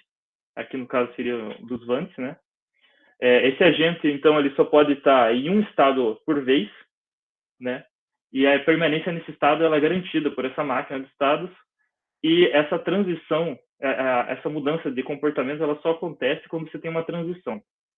Tá? E quem é responsável por definir tanto os comportamentos, que são os estados, e as transições, é um desenvolvedor específico nesse caso. Ela tem algumas vantagens com relação às outras técnicas, que ela é muito intuitiva, então você bate o olho, você vê o que está acontecendo, você sabe qual é o comportamento que ele está executando, e muito fácil de você implementar, que seria uma série, se fosse representar em código, é uma série de ifs, né? É muito simples no código sequencial. Mas isso também traz algumas desvantagens, que ela é muito difícil de você escalar essa técnica. Escalar o quê? Você adicionar um monte de comportamentos, você controlar essas transições entre esses comportamentos, essa manutenção do código se torna muito complexa mesmo. É difícil de você encontrar erros que está acontecendo. Às vezes uma transição que você não colocou direito no código já destrói o comportamento do teu agente. Reutilizar esses comportamentos que são programados, né, pelo desenvolvedor é muito complicado, porque esses comportamentos em marca de decisão ela tem muita dependência de variáveis intrínsecas. Então, se você quer utilizar, você passa horas e horas e meses desenvolvendo o comportamento de um agente, você quer reutilizar para um outro projeto, você não consegue, porque tem muita dependência. E aqui eu só coloco um exemplo, que é uma árvore de comportamentos para aquele robozinho Now, que é muito utilizado em robótica. E aqui ele tem alguns comportamentos simples, que seria sentar, ou pegar uma bola, se levantar. E aqui você pode ver como, quando você vai adicionando essas transições, comportamentos, vai virando uma loucura, você não consegue nem... Se você tem um errinho aqui, entre transições, você já não se acha mais. Essa é a grande desvantagem dessa técnica. Então, para solucionar esses problemas, surgiu essa técnica chamada Behavior Tree. O que é ela? Baseada ela muda esse paradigma da máquina de estados para uma árvore agora. Essa técnica ela foi desenvolvida muito fortemente, né, pela indústria de videogames, e ela transforma então os comportamentos de um agente em módulos. Isso tem uma grande vantagem, que, como eu estava comentando antes, você pode reutilizar esses comportamentos. E também incrementar ele muito facilmente, né? Você pode escalar muito fácil uma árvore dessa e testar também. Então, essa modalidade que eu comento seria que os comportamentos eles podem ser separados e combinados, com muita flexibilidade, né? Independência, numa grande variedade de usos. Então, como eu comentei também, muitos dos problemas encontrados nas máquinas de estado são facilmente tratados por essas behavior trees. Então, por isso, essa técnica, ela nos últimos anos, ela é a principal para agentes autônomos e ela vem sendo utilizada também muito dentro da indústria de videogames. Aqui eu só dou um exemplo bem simples para descrever o que é uma árvore de comportamentos. Ela tem basicamente ela é composta de nós, né, nodos. Existem os nodos compost, seriam os compostos, e as folhas. Os compost, eles controlam a lógica dessa behavior tree, que seriam o verdinho, que é o sequencial, um módulo seletor, ou se pode executar tarefas em paralelo. E as leaves, que são as folhas, são os últimos nós aqui. Elas são as condições que são checadas durante uma execução e o comportamento em si, que ele é programado pelos desenvolvedores do agente nesse caso, né? Aqui eu não vou descrever cada um, mas a lógica por trás de cada nodo, você pode ter um módulo seletor, que vai selecionar uma tarefa específica, você pode ter uma sequência de atividades que você quer que ele execute, ou executar várias atividades em paralelo, ou você inverter um estado. Enfim, é muito flexível essa técnica. Então, agora eu vou apresentar um projeto que nós desenvolvemos esse ano, que foi publicado agora no Simpósio Latino-Americano de Robótica, nesse último mês. Foi em conjunto com os professores do ITA aqui, do DroneComp, do grupo de pesquisa. Os professores, principalmente o professor Máximo e o Vitor Curtis, contribuíram muito para esse projeto. E aqui estão os outros coautores desse projeto, foram meus colegas, o Flávio, o Rafael, o Oscar e o Cauê, todos de mestrado, alunos de mestrado aqui do ITA também. Então, uma pequena... atenção. Então, o tema desse projeto foi o desenvolvimento de uma inteligência coletiva e autônoma para um enxame de drones num cenário de busca. Tá? Um overview desse projeto. Eu vou começar introduzindo o que é o contexto que ele foi aplicado, qual é o algoritmo de busca que foi aplicado para aplicação em enxames. Vamos descrever o cenário, o cenário da aplicação, qual foi a nossa decisão, a decision making desenvolvida, alguns experimentos e uma conclusão desse trabalho, tá? Então, uma pequena introdução. Um swarm, que seria um enxame, é um fenômeno muito comum na natureza entre vários grupos de animais, principalmente entre pássaros, como você pode ver nessa figura à esquerda. Que a partir de regras muito simples, eles conseguem se organizar, esse movimento no espaço, com muita coesão e coordenação, né? Para atingir um objetivo em comum. Eles começam a agir como uma entidade única. Tá? Então, um swarm ele é um grupo homogêneo de entidades. Isso aí você pode aplicar esse conceito para os drones, né? Que eles vão agir como uma entidade única para atingir um objetivo. Então, até como os meninos da certificação, do Certifica Drone já apresentaram alguns dos grandes motivos do interesse ter aumentado por drones, o interesse nesse tipo de aplicação com enxames aumentou muito nos últimos anos, né, em pesquisa. Então, essa abordagem de aplicação com enxames, ela tem muitos desafios, né? Sendo que a capacidade de comunicação entre esses drones do enxame sendo um dos principais, né? Como é que você pode coordenar vários drones em um enxame para atingir um objetivo em comum? Então, essa coordenação seria o maior nível de autonomia para você performar uma atividade coordenada que seja sem intervenção do humano, né? Eles vão trabalhar em conjunto para solucionar esse problema. E uma dessas aplicações hoje, que está muito em alta, seria a busca por targets. Até que eu coloco uma figurinha que seriam alguns drones buscando numa floresta um indivíduo perdido.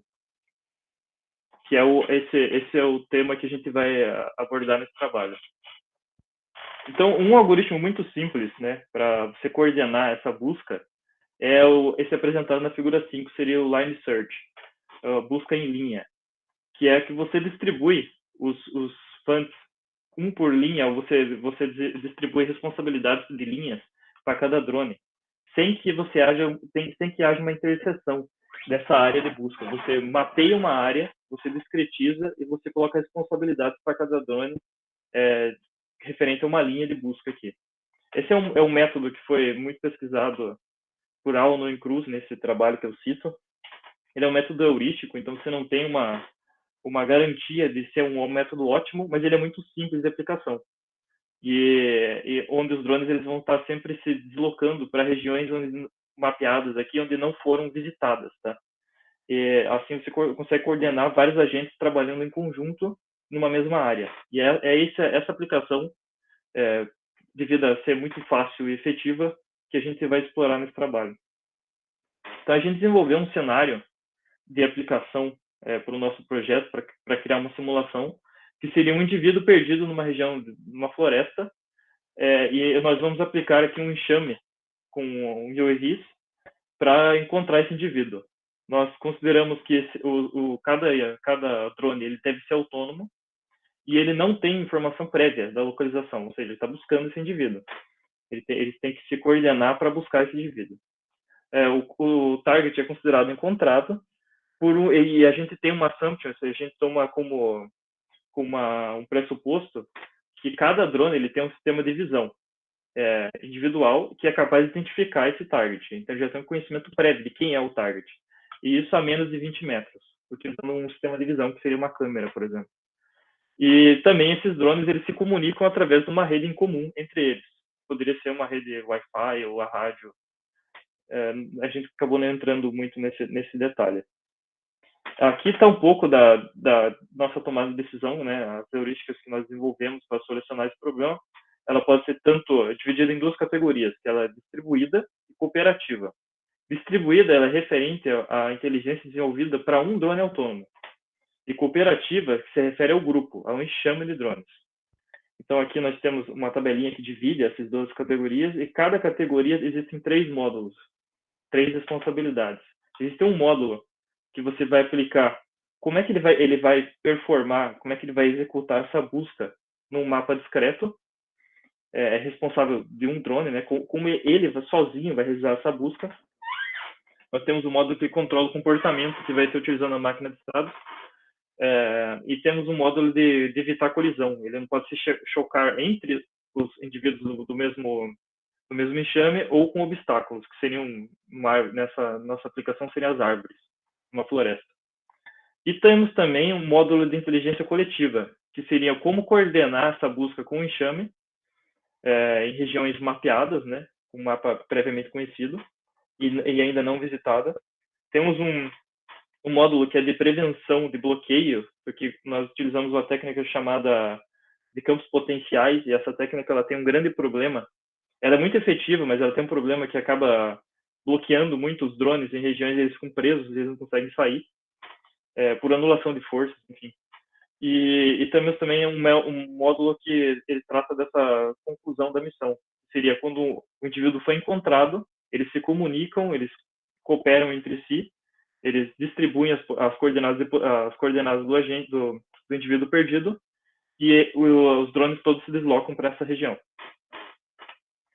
Então, aqui nós podemos ver na simulação, no simulador que foi desenvolvido, como que a missão começa, né? No caso, eu usei 5 agentes aqui só, bem simples, só para demonstrar. A missão começa com os agentes sendo distribuídos por linhas, então eles vão ter responsabilidades em cada linha, e linhas não visitadas, e são linhas únicas para cada UAV. Então, os agentes eles vão começar a realizar a busca, buscando sempre células que não foram visitadas, né? Isso é um mapa distribuído e discretizado da região, previamente conhecido por todos, e toda vez que um drone se desloca, ele vai se comunicar por meio de uma rede e vai informar, olha, eu visitei essa célula, essa aqui eu não visitei. Então, toda vez que o drone vai estar realizando a busca e buscar uma outra região, ele vai sempre buscar regiões que não foram mapeadas ainda, não foram visitadas ainda. Tá? E o próximo, aqui eu vou comentar agora um pouquinho de como é essa inteligência desenvolvida para um drone específico. Ela foi desenvolvida utilizando a máquina de estados, é uma inteligência bem simples, por isso que nós utilizamos máquina de estados, são 4 estados só. A gente tem um comportamento simples, que é o comportamento de busca. Aqui a gente implementa o algoritmo de busca específico para um agente, para um drone.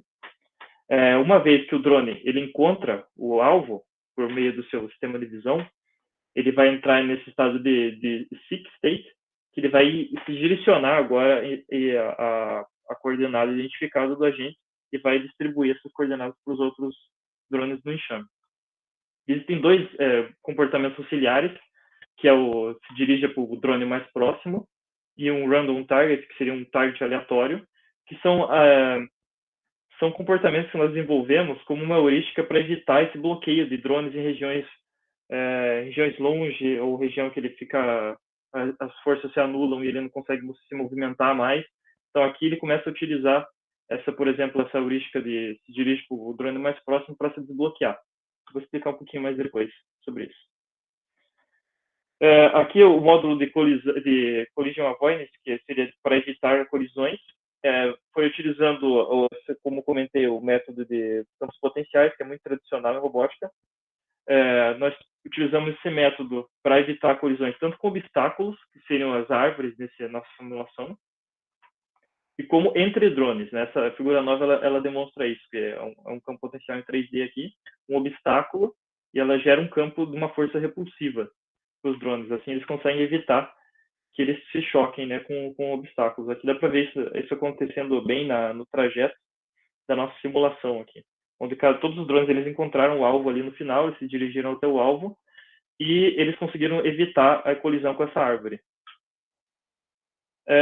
Então, como eu comentei, um grande problema de você utilizar essa técnica de campos potenciais é que ela tem esse downside dela, que seria os local mínimos, né, que são uma anulação de forças, e daí o drone ele não consegue movimentar porque todas as forças de atuação dele estão anuladas, né, essas forças são utilizadas para o guiamento desse drone. As forças são baseadas em força repulsiva, né, que você tem uma força de atração que vai te guiar até o agente, até o indivíduo perdido, uma vez que ele é encontrado, e você tem uma força repulsiva que é para você gerar essa repulsão para não que haja o choque com as árvores, né, com os obstáculos. Então, uma vez isso, como tem as forças agindo, as forças podem se anular. Quando se anula, o drone não se movimenta. Então, para evitar isso, aqui eu desenhei um diagraminha onde ele está bloqueado entre árvores, com uma anulação de forças. Ele vai começar a buscar na rede quem são os drones mais próximos. Todos os drones eles sabem quais são as posições dos outros drones. Então, ele encontra o mais próximo e pensa se dirigir a ele. E uma vez, por exemplo, ele tenta uma vez para o drone mais próximo, ele não está conseguindo. E daí ele vai tentar algumas vezes e vai tentar se dirigir para o segundo mais próximo. E nessa segunda tentativa pode ser que ele consiga. Ele se desloca, esse bloqueio, então ele acaba se liberando e começa a se dirigir novamente para buscar esse target, né? Aqui eu vou colocar um videozinho, eu acho que ele vai ficar sem som, porque o Meet ele não permite distribuir aqui o som, mas a nossa simulação sendo executada. Esse simulador a gente desenvolveu em Python, foi completamente desenvolvido por a gente, por nós aqui, os alunos e pelos professores. e foi utilizando também a biblioteca de representação visual, que é o Pygame. Só um modelo de simplificação, tá?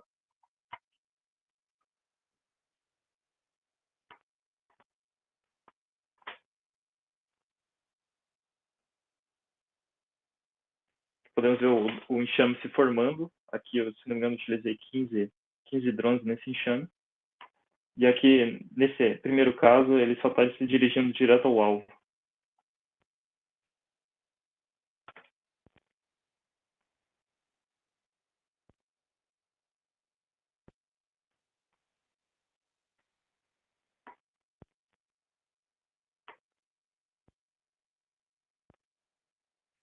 Dá para ver que eles vão se locomovendo e vão marcando as células em verde que eles já visitaram, né? Que foi visitado por um agente específico.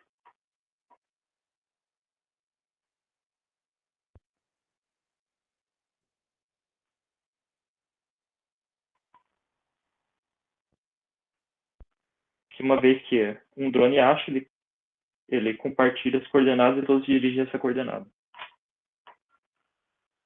Aqui é o problema que eu comentei, que os drones eles ficam muito presos em regiões por anulação de forças, problema dessa técnica.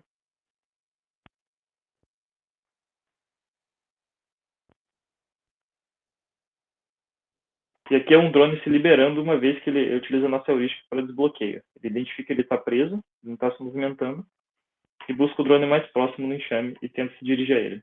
E aí ele se desbloqueia, se libera.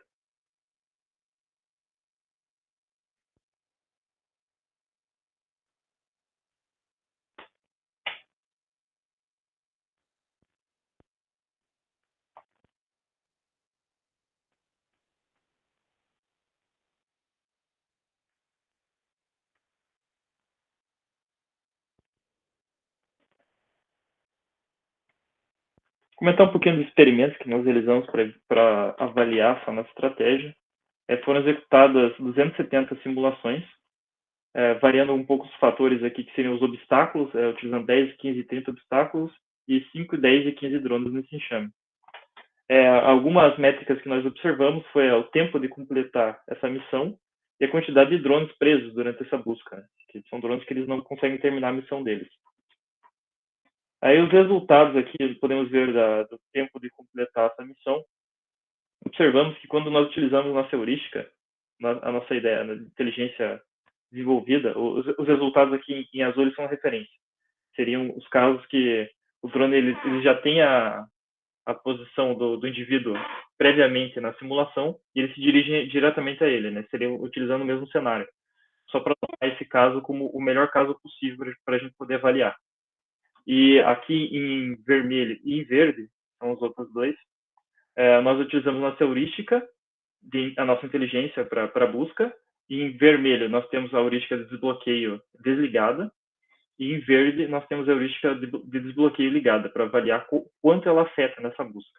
Nós podemos ver nesses gráficos aqui que os drones eles conseguem efetivamente encontrar o alvo, tanto com poucos obstáculos, que seriam 10 ou até com 30, que são vários obstáculos, com tempos muito próximos de referência, que seriam do melhor caso, né? Os drones se dirigem até o indivíduo. E que a heurística de desbloqueio, ela não afeta negativamente essa inteligência desenvolvida. Ou seja, ela não, primeiramente, nessa primeira análise dessa métrica, ela não tem impacto negativo, o que é muito interessante. E agora, avaliando a quantidade de drones presos em mínimos locais no mapa, nós vemos que os casos em azul, que são os de referência, aconteceram de muitos drones ficarem presos. Ou seja, muitos drones eles não completaram a missão deles. E a partir do momento que nós utilizamos nossa heurística, a nossa inteligência, isso diminui muito a quantidade. Aqui, no caso, com 15 obstáculos, dá para ver muito bem isso acontecendo, com 15 drones e 15 obstáculos. Quando os drones se dirigem diretamente até o obstáculo, até o indivíduo, e sem utilizar a nossa inteligência desenvolvida, muitos drones não concluem. E esse número é reduzido drasticamente aqui nos dois casos, né? Isso mostrou que a nossa inteligência pode talvez não ser a melhor, mas ela se tornou muito efetiva para solucionar esse problema. Então, só para concluir esse projetinho aqui, nós apresentamos então uma maneira de você realizar busca com enxame de drones de indivíduos perdidos, no nosso caso, numa floresta, desenvolvemos um simulador, que ele é open source, ele está disponível para todos no GitHub, e ele é muito fácil de você alterar, ele serve como um framework para diversos cenários, né, se vocês queiram modificar.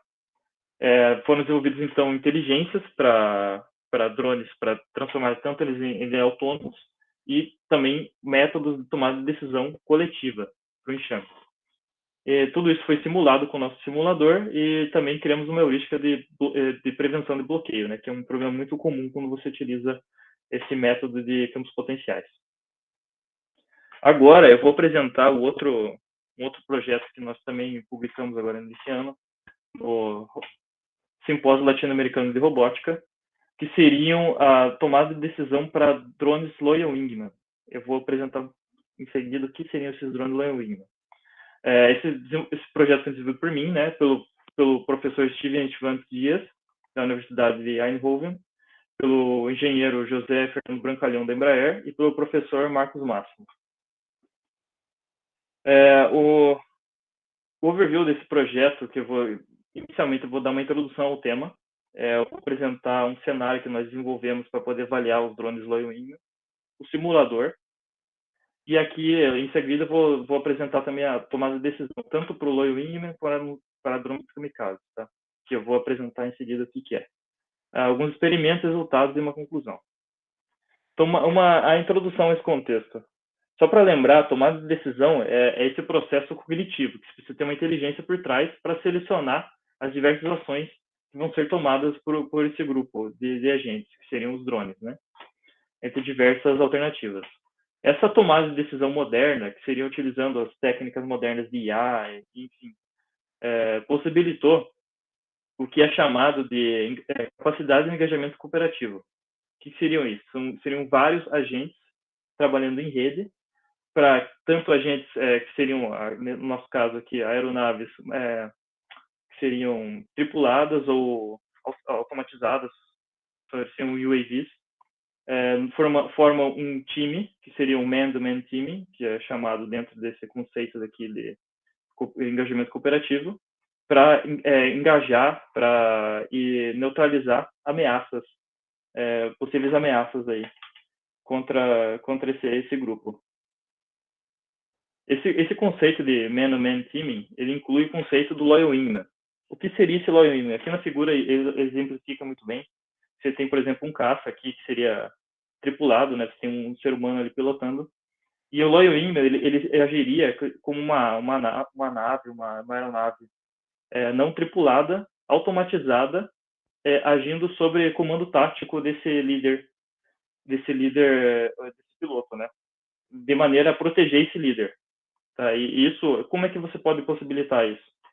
Através desses métodos que eu apresentei, que são métodos de inteligência artificial, para transformar esses UAVs de maneira autônoma, né?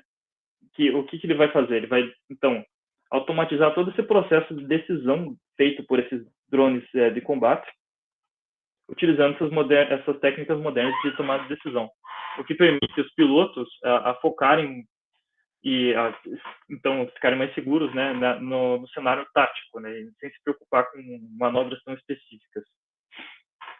Aqui nós desenvolvemos um cenário de aplicação. Esse cenário ele utiliza esse conceito de gamification, que seria transformar em um jogo essa aplicação, até por conceitos éticos, né, que você não pode aplicar na prática drones com armas, enfim, fazer testes assim.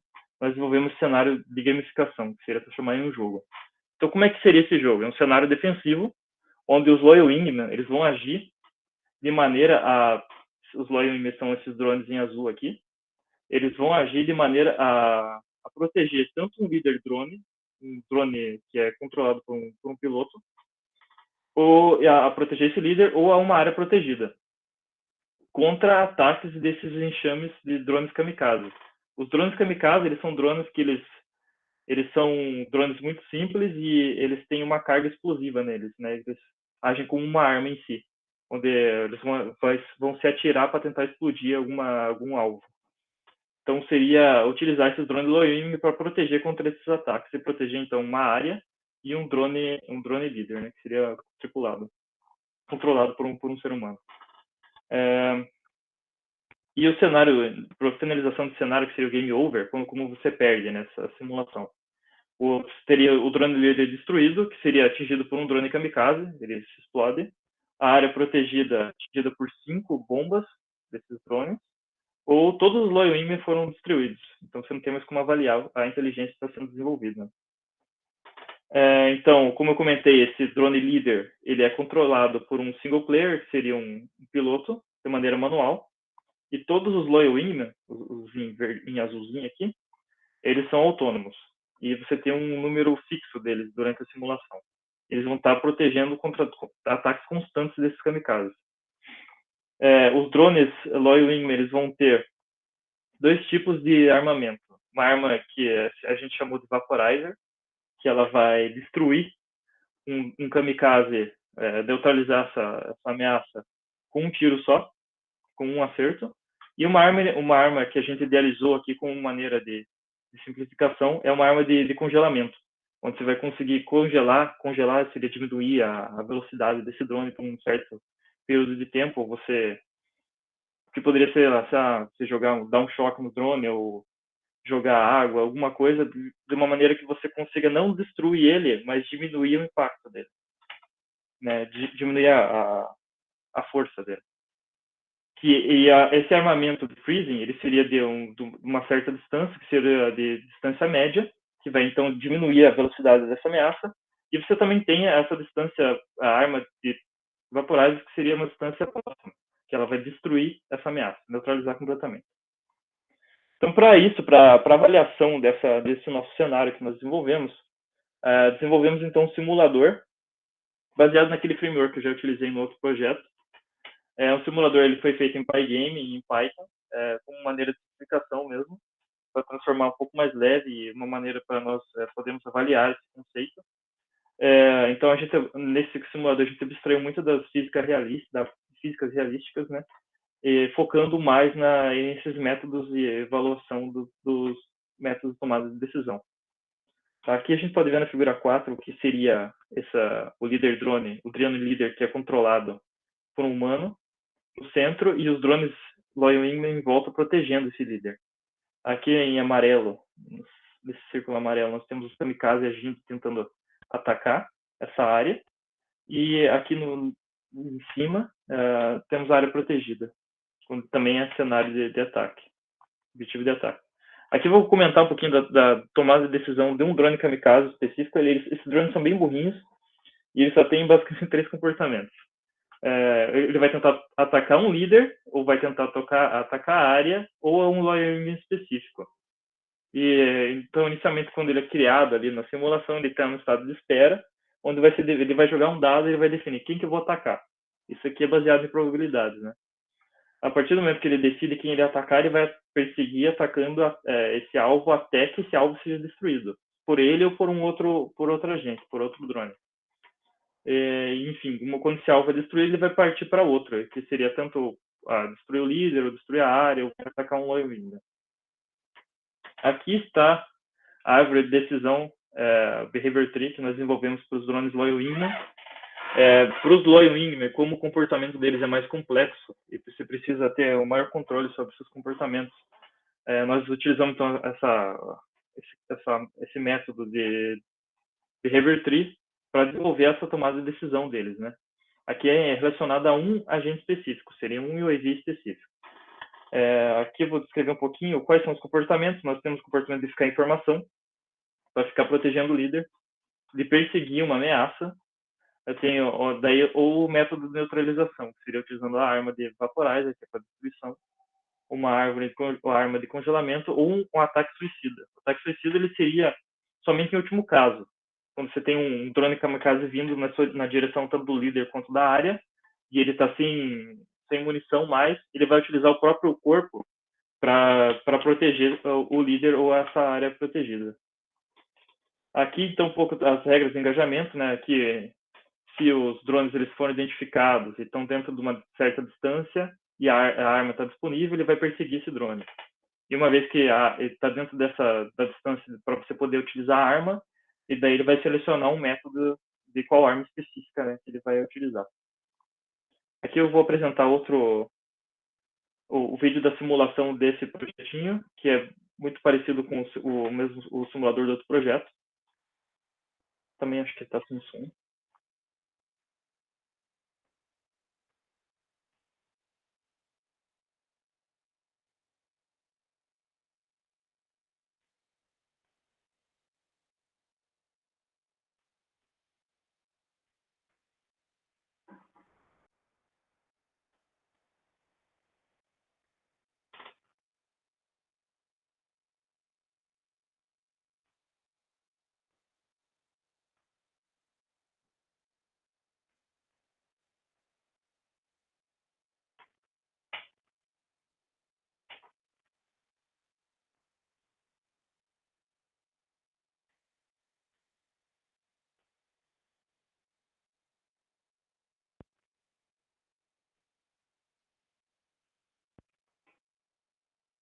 Como vocês podem ver, uma vez que um kamikaze é destruído, vai ficar aparecendo vários.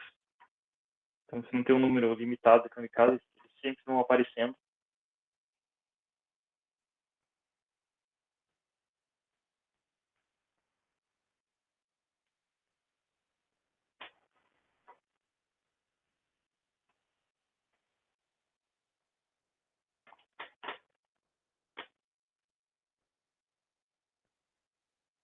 Aqui eu ilustro um pouco do ataque suicida, né? Que ele está sem munição, ele vai proteger o líder utilizando o próprio body frame dele.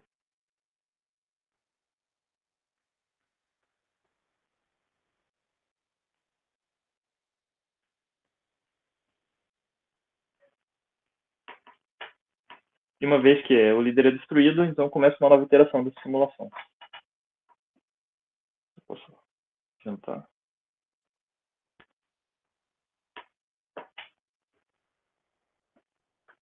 Então, os experimentos ali são muito baseados no videozinho que eu apresentei.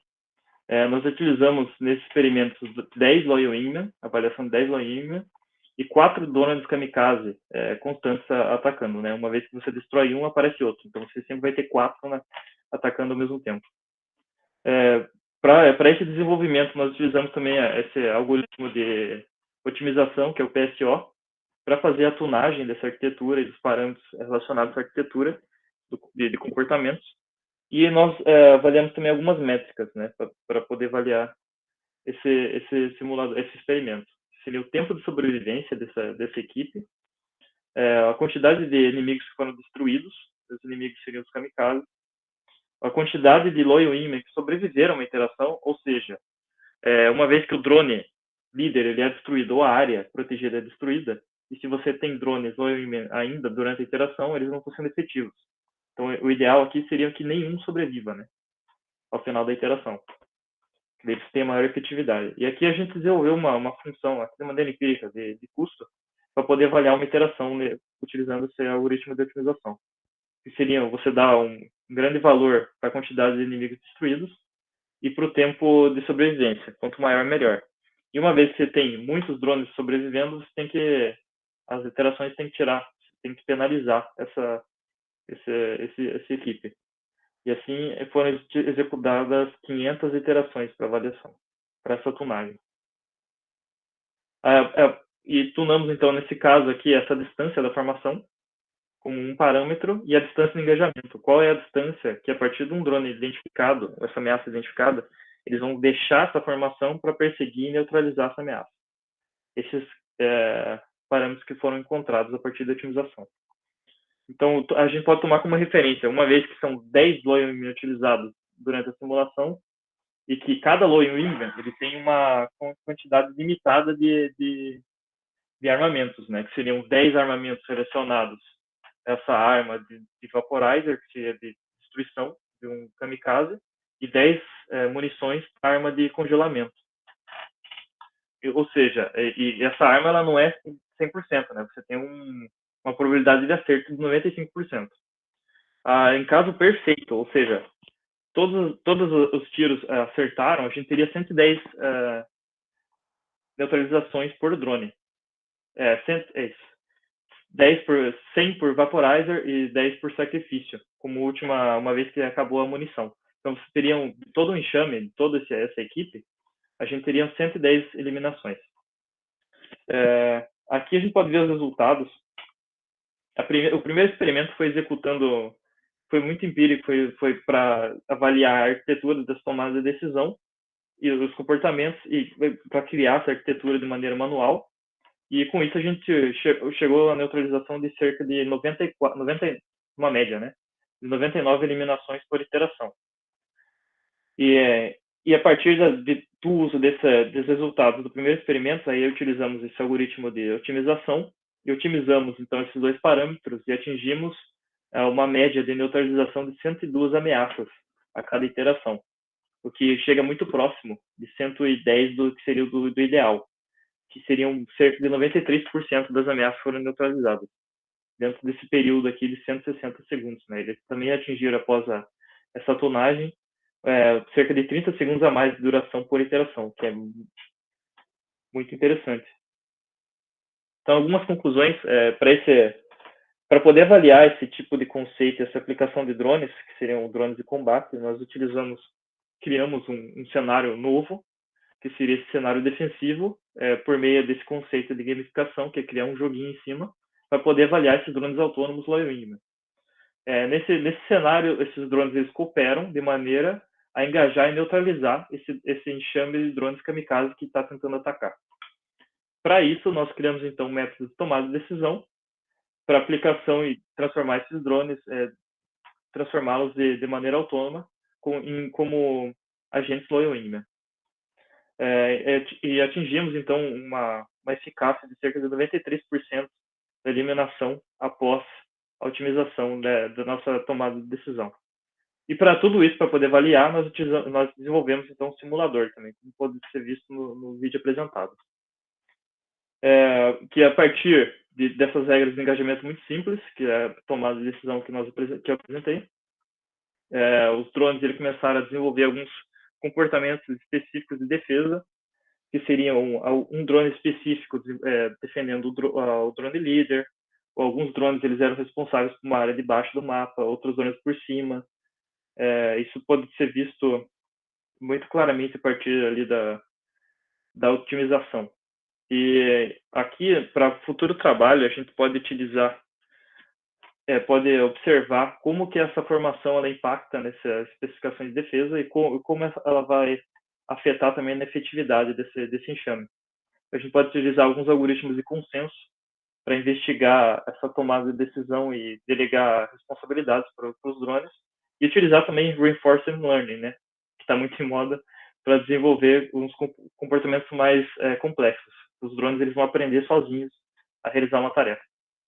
E também a aplicação em um simulador mais realístico. Para esse trabalho, nós desenvolvemos um simulador que ele é mais simplificado, até porque ele foi totalmente executado aqui no computador que eu tenho em casa, e para você ter uma simulação em 3D com física mais poderosa e tal, você teria que ter um computador muito poderoso.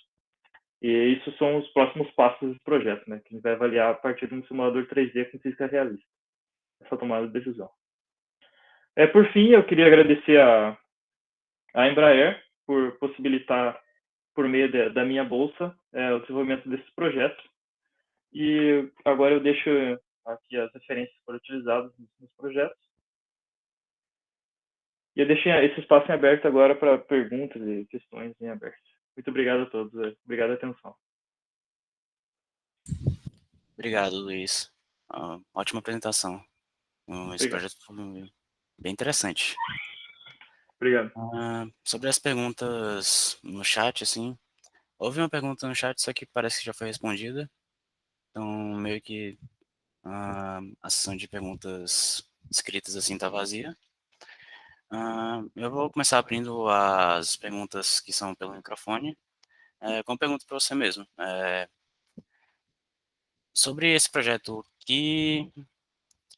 por que vocês pensaram logo em coisas mais básicas, assim, como máquinas de estados finitos e behavior trees, ao invés de já pensar em procurar uma política por aprendizagem de reforço e tentar fazer o evaluation dessa política? Tá. Nós optamos inicialmente, né, como primeira abordagem, desenvolver utilizando essas técnicas de maneira para poder, primeiro, para poder entender o contexto e para ver se você realmente precisa aplicar todas essas técnicas modernas aí, de reinforcement learning e tal, para ver se você realmente precisa isso, você precisa perder tempo desenvolvendo esse tipo de projeto, entende? Às vezes você pode, com uma técnica muito simples, resolver um problema que pode parecer muito complexo. E essa foi a nossa ideia. Vamos ver o quão complexo é esse problema. Então, a gente primeiro abordou ali com a máquina de estados, com o Behavior Tree, e viu que está sendo efetivo.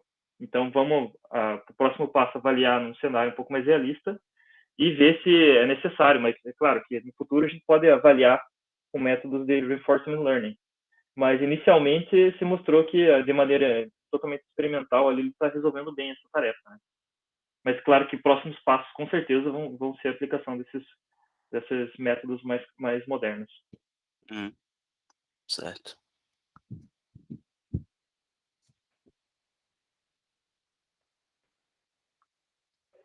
Alguém tem alguma pergunta para o pessoal que certifica drones também? Já que aconteceu uma pergunta no chat. Se eu permitir, eu vou aproveitar, se não for todo mundo que leu o chat, a pergunta era se é possível convalidar certificações de outros países aqui no Brasil. E a resposta é que, ao contrário, diferentemente, né, do que a ANAC tem de acordo com a FAA e com a EASA e outras agências certificadoras do mundo, né, em relação à aviação civil tripulada, que são os acordos bilaterais de não é mais convalidação, né, agora validação de certificação. Ao contrário disso, para os drones, as bases de certificação elas não são homogêneas. Ainda está muito diferente de um país para o outro as regras, né? Nos Estados Unidos, por exemplo, não segue exatamente a mesma regra de classe 1, 2 e 3 que é aqui do Brasil. É só um dos exemplos, né? Então tem várias regras que são diferentes, não dá para validar simplesmente diretamente, né, a certificação. Mas isso ajuda sim a poupar muitos ensaios aqui. A ANAC, com toda certeza, vai acreditar em ensaios de outras agências e vai poupar muito trabalho, mas isso exige, claro, a conversa e tratar caso a caso. Isso aí.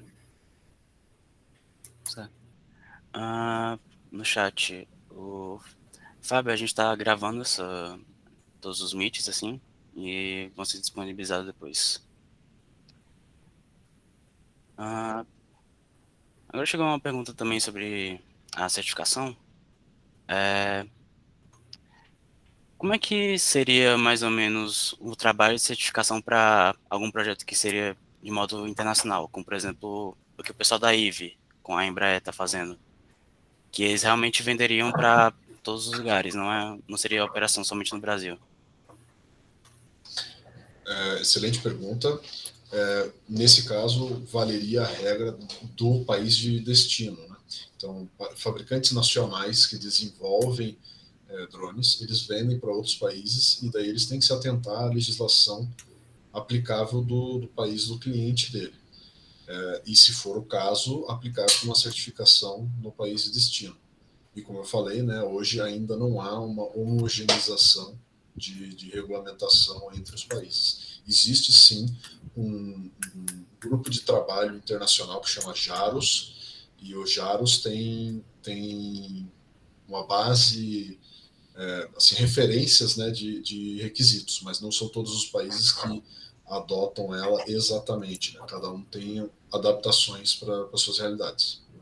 E complementando, nesse mundo de certificação, tudo vai acontecendo à medida que vai havendo demanda, né? Então, a partir do momento que algum fabricante de peso, digamos assim, internacional, tem essa demanda, eles vão estimular as autoridades, as diversas autoridades, seja FAA, ANAC, EASA, enfim, a conversarem para tentar chegar num consenso aí de validação, entendeu? A princípio, essa demanda ainda não está muito forte, digamos assim, porque esses projetos que têm esse tipo de interesse ainda estão em fase bem preliminar, né?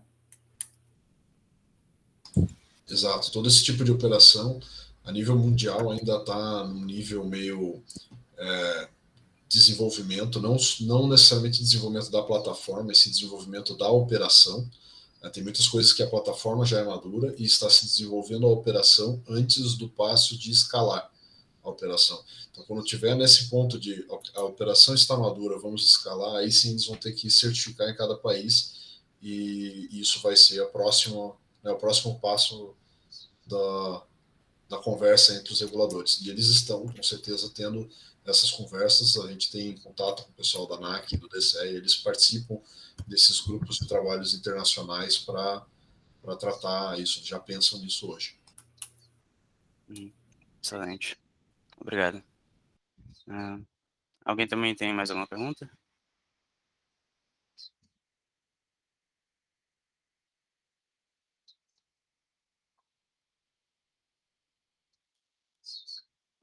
Eu acredito que não. Aproveitar, então, enquanto não tem pergunta, parabenizar o trabalho aí do Luiz Carlos e do Márcio. Obrigado, prazer ver vocês. Obrigado. Aqui no Meet. Prazer, mano. Ver a T12 participando aqui em peso. Muito bom. E só complementando, pode não ter pergunta agora, mas eu queria deixar claro que a gente está disponível aí em outro momento. Se alguém tiver dúvida, a gente vamos deixar os contatos aí na apresentação e podem nos procurar. A gente tenta sanar na medida do possível aí também. Certo. Então, vamos fechar por hoje. Eu gostaria de agradecer a ITEX, que é a Associação de Ex-Alunos, que financia todas as operações da iniciativa EVTOL, e também tem dado apoio para a gente aqui no EVTOL Meets. E também agradecer a todo mundo da iniciativa que trabalhou para fazer esse Meet acontecer, e aos nossos palestrantes de hoje. Obrigado a todos e até logo. Até logo. Muito obrigado. obrigado. Agradecer o convite. Parabéns pela organização. Parabéns aí pro Evental. Obrigado, Gabriel, pelo convite também. Parabéns, José e... Esqueci o teu nome. Lucas. Isso. Que não está aparecendo ali. Parabéns pelo trabalho de vocês. Muito importante isso aí que vocês estão realizando. Show de bola. Até mais, pessoal. Legal. Valeu, gurizada. Obrigado.